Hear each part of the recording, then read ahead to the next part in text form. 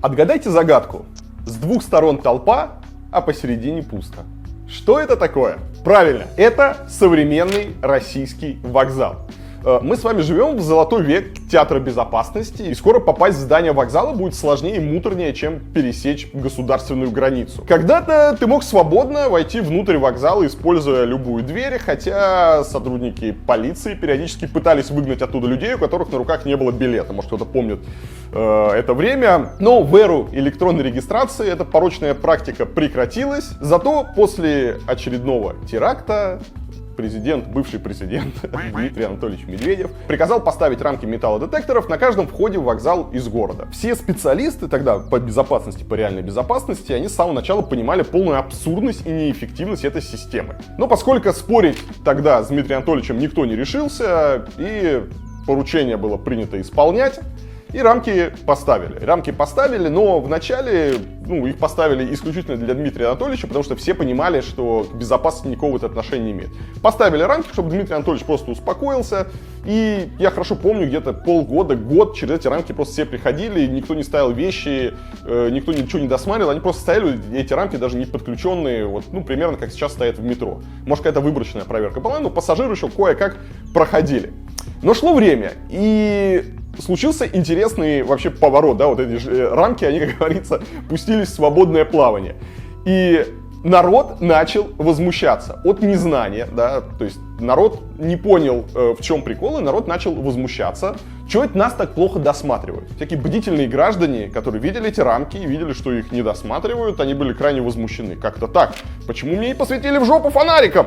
Для чего вы здесь все с фонариками стоите, да? Нужно срочно всех досматривать. И они начали писать жалобы. Писали в РЖД, в правоохранительные органы, в ФСБ, президенту. Не исполняют, Дмитрий Анатольевич, ваше поручение. И под этим давлением досмотр все ужесточался и ужесточался. Но все равно находились какие-то блогеры, какие-то журналисты, которые... мы сейчас попробуем классный пранк, мы сделаем муляж взрывного устройства, попробуем пройти на вокзал, проверим, насколько хорошо работает охрана.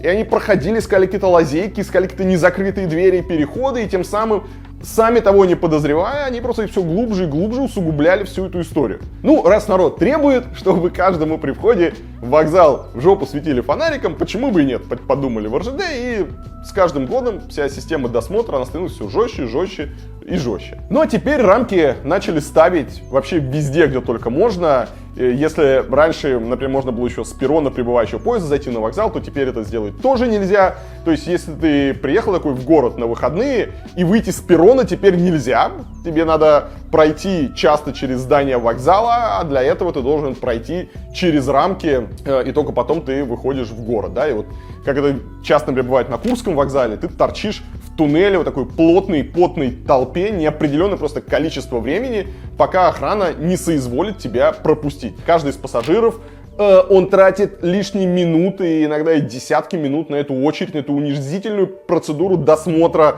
Ты спешишь на работу, ты опаздываешь куда-то, ты должен стоять в этой очереди, должен выкладывать вечно эту грязную ленту. Я 100 раз попадал в ситуацию, когда у тебя какая-нибудь там, не знаю, особенно у тебя чистая красивая сумка или новенький рюкзак, и он в этом по этой ленте куда-то едет, там все царапается, у тебя выворачивают карманы, у кого-то что-то пищит, вот это вот вакханалия, которая просто реально всех жутко бесит. И при этом я понимаю, например, когда досматривают международные поезда, да, поскольку они там пересекают границу, вот, например, часто в Европе можно встретить, когда скоростной поезд, который идет из Испании во Францию, да, вы можете увидеть, что там есть досмотр, но только конкретно на этом поезде, потому что он пересекает границу, и они смотрят в первую очередь там не на предмет, что у вас там бомба, не бомба, они смотрят в первую очередь на предмет какой-то контрабанды, потому что, шенгенская зона, там Евросоюз Евросоюзом, да, но правила разные, поэтому они должны там делать этот досмотр. И я еще могу понять, например, когда есть там отдельный досмотр на Сапсан, да, это высокоскоростной поезд, и они решили, что у них какие-то супер там повышенные меры безопасности в этом поезде, и они вот конкретно для этих Сапсанов делают дополнительный досмотр. Окей, я это не принимаю, не считаю это эффективным, но допустим, хорошо. Но когда не делают разницы и досматривают вообще всех подряд, когда досматривают всех пассажиров электричек. И я сам, например, наблюдал такую картину в Калининградской области, когда лето, курорт, вечереет, и народ ломится с моря обратно в город. Электричку уже подали, И, казалось бы, можно уже садиться и ехать, все. Но нет, потому что прямой проход на перрон закрыт железными воротами, ворота на замке, и огромная толпа ломится через узкие двери, тесные здания станции, чтобы пройти на эту несчастную электричку, там их все досматривают, и только потом они к этой электричке попадают. И вместо комфортной посадки возникает давка просто буквально на ровном месте.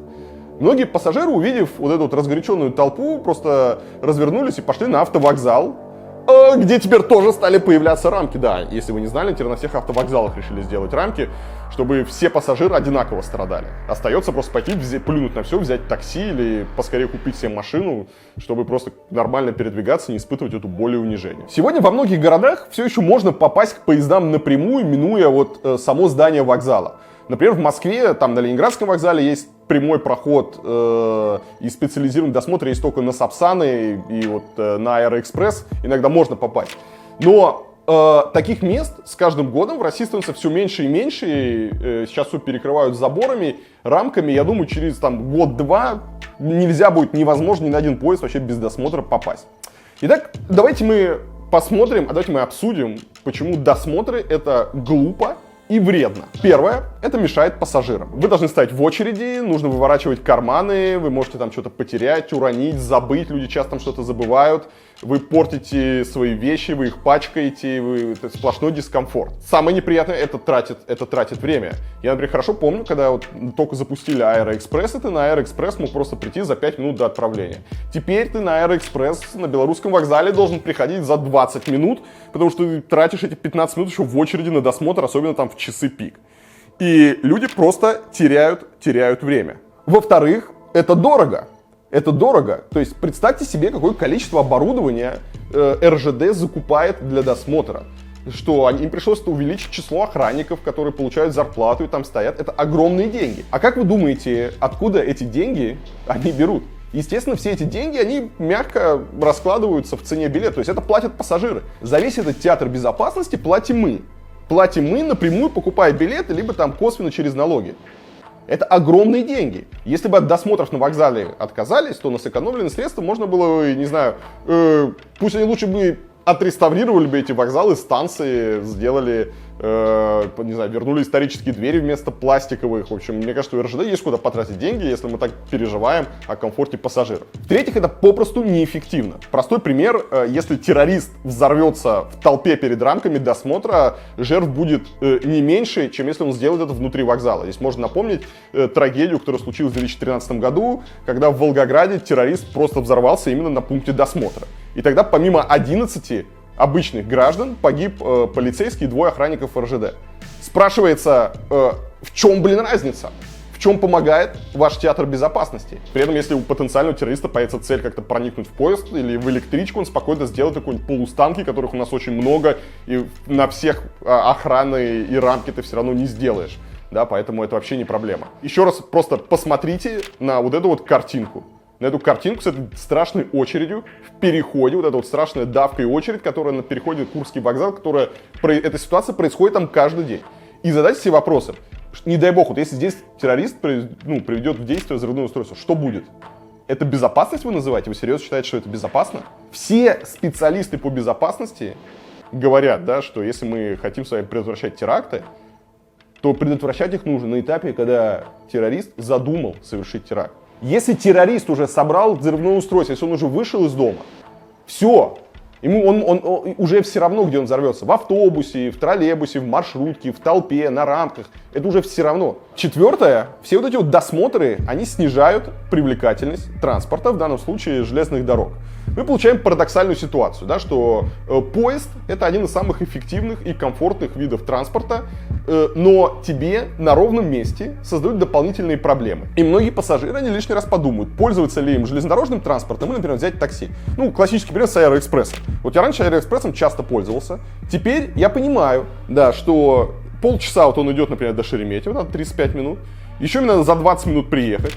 Это еще 20 минут, да, и испытать все эти там унизительные процедуры, плюс там еще дальше идти. И я думаю, а зачем это надо, да? Я могу взять на такси или на каршеринге, и те же деньги будут там не намного дороже. То То есть это снижает общую привлекательность транспорта, и люди по возможности отказываются от этого дискомфорта, они отказываются от общественного транспорта в пользу личного транспорта, что большая проблема для таких городов, как Москва, которая всеми силами пытается пересадить людей, наоборот, на общественный транспорт. И в-пятых, это важный пункт как раз безопасности. Система, когда здание вокзала у вас превращается в крепость, в которой есть только там несколько входов, а все остальные входы закрыты цепями, замками, чтобы никто не пробежал там колючей проволокой, да, когда у вас вокзал просто занимает осадное положение. Этот вокзал становится очень опасным. Потому что, случись что, вы подумайте, как будет происходить эвакуация. Как будет происходить эвакуация с вокзала, где все двери заблокированы? Просто посмотрите на вокзал, посмотрите, сколько дверей и входов открыто, а сколько закрыто. Мы ждем трагедии, чтобы задуматься, да? Мы не можем вот как-то превентивно думать о людях, о реальной безопасности. И прекратить уже устраивать этот цирк. Запомните, друзья, все эти рамки, конечно, ничего общего с безопасностью они не имеют. В современном мире с терроризмом борются иными методами. Вы, наверное, сейчас смотрите и думаете: Илья, слушай, ну там же не дураки. Там же не дураки сидят, они же умные, у них же тут звезды золотые, там, у них мозги, они в костюме ходят с галстуками, не то, что ты. Они же не могут просто так делать и заниматься какой-то ерундой. Есть объяснение, почему в некоторых государствах и в некоторых странах мы видим такие вот театры безопасности. Это происходит не ради реальной безопасности людей. Это происходит для того, чтобы создавать общую нервозность и атмосферу опасности в обществе. Да? Потому что когда люди постоянно видят рамки досмотра, они видят толпы охранников, повсюду видят полицию, да, вот Росгвардию, это оказывает определенный психологический эффект. Он повышает такой градус нервозности в обществе. Народ подсознательно усваивает, что жить в стране страшно, опасно, да, что вокруг враги, что у нас чуть ли не военное положение. То есть ты постоянно сталкиваешься, ты находишься постоянно с такого стрессом. И на этом фоне государству очень удобно принимать любые репрессивные законы под предлогом борьбы там, с тем самым терроризмом. Это хорошо было видно, например, когда у нас пытались под предлогом борьбы с терроризмом заблокировать Telegram. Да? На самом деле это просто была банальная цензура, потому что государство не могло контролировать Telegram. Я не знаю, насколько они его могут или не могут сейчас, я думаю, что не могут. Но вы помните, что основной предлог был, конечно, там террористы общаются. И под предлогом борьбы с терроризмом можно принимать любые репрессивные законы, можно заглядывать людям с фонариком в постели, и никто не скажет против, если люди подготовлены. И для этого создается вот эта вот атмосфера общей нервозности. Это известный способ манипуляции обществом. Напуганных людей, живущих в постоянном страхе перед терактами и другими угрозами, легче ограничивать в правах и свободах. Я хочу напомнить вам, что в странах, где думают о людях, нету театра безопасности. И в США, и в Европе вы в любой аэропорт можете войти через любую дверь. Вы в любой вокзал можете войти через любую дверь, все двери открыты. Вы совершенно спокойно можете прийти за 3 минуты до отправления поезда, пройти через вокзал, и никто вас не остановит, никакие не охранники, никто не возьмет вашу сумку.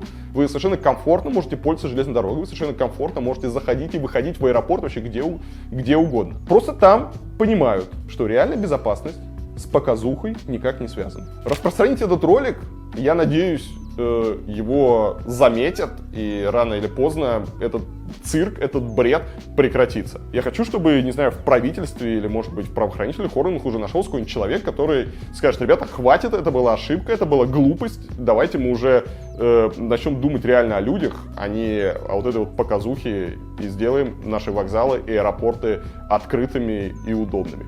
Все, ребят, всем пока, ставьте лайк, пишите комментик и распространяйте ролик.